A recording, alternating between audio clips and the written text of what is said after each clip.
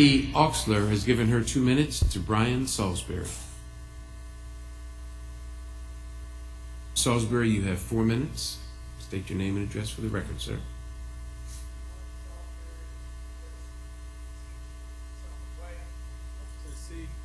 Company address 6000 Poplar, 3253 119.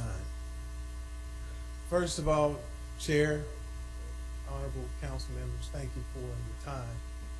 I'm here today because it's vitally important that we establish a high morale amongst our fire and police. And if we do that and we honor by reestablishing those benefits for them, that'll show a true leadership amongst this council. Now, with that being said, I'm a finance guy. From Howard to Harvard, I'm finance. It's imperative, it's important that we look at everything line item by line item. Because as a member of the National Guard, the last thing I want to have is my first responders down on morale. These benefits that we're talking about truly affect people.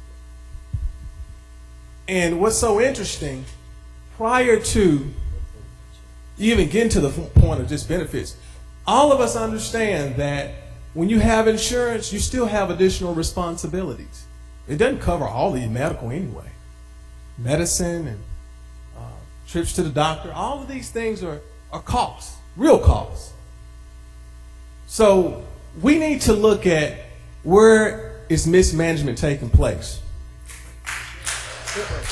For instance, and I say this, when we look at the amount of real estate that the city of Memphis owns, and we've been talking about the Coliseum for years and years and years. Let me be clear. If it's not owned by a private organization and bringing in a taxable basis, it's not doing us any good. We need to revisit what we need to own and what should be in the hands of private owners. That's one. If we do that, that alone, that will help facilitate the amount of money we need in order to shore up this gap. It's some simple things, but it's some things whereby you might have to step up. You might not be the most favorite person on the street, but that's okay. I believe all of us have some leadership, different kinds of leadership. But this time in our city, we need strong, decisive leadership. And I want to mention one thing. Last Wednesday, we had an earthquake. Charles Richter, the man that came up with the measurement of how to measure an earthquake. You know, the earthquake by the commercial appeal said it was a 4.8, excuse me. Other papers have said 4.0. But I'm not so sure if people have taken the time to understand what a 5.0 does. You know, a 5.0 shakes abandoned buildings, older buildings, the Steric building, for instance. That building can handle a 5.0. We were at a 4.5.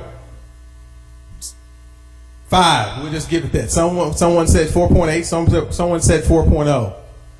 That alone tells us we need to get serious about this budget, line item by line item. Thank you for your time. Thank you, sir.